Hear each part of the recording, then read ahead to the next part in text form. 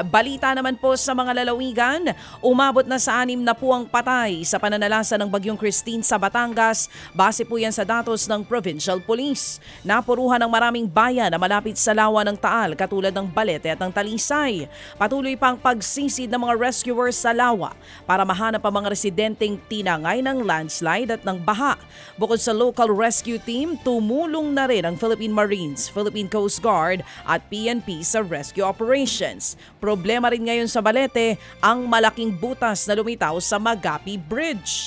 Ito ang nagkokonekta sa bayan ng Balete papunta sa mga bayan ng Malvar at ng Tanawan, Batangas. Ang ilalim ng tulay may bumararing mga troso. Pinagtutulungan na itong alisin ng mga otoridad. Matinding pinsala din po naman ang iniwan ng bagyo sa bayan po ng Agoncillo sa Batangas pa rin.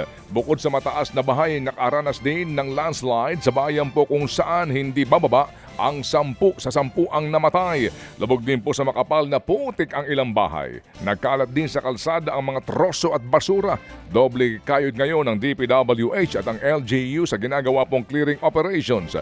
May 2 barangay po namang isolated pa rin hanggang ngayon dahil hindi madaanan ang mga kalsada. Umabot naman sa 30 kilometro ang tukod ng traffic papasok at palabas ng Naga City sa Camarines Sur dahil pa rin sa baha. Ang ilang kargang prutas at gulay ng mga truck na bubulok na at nangangamoy na rin. May ilang gasolinahan din na nagsara dahil kulang ang supply ng petrolyo. 5 barangay pa sa Naga ang lubog sa tubig. Nagsasagawa na ng relief operations ang mga otoridad. Pero umaangal ng ilang residente dahil may kabagalan daw ito at gutom na ang inaabot ng karamihan sa kanila. Nahirapan po namang dumaong ang isang barko sa Abra de Ilog Port sa Occidental Mindoro nang dahil po sa malakas na alon. Sa video, kitang ilang ulit na tinangka pong dumaong ng naturang barko. Pero inaabot pa rin po ng siyam-siyam ang mga pasahero bago nakababa po ng dahil sa naglalakihang alon.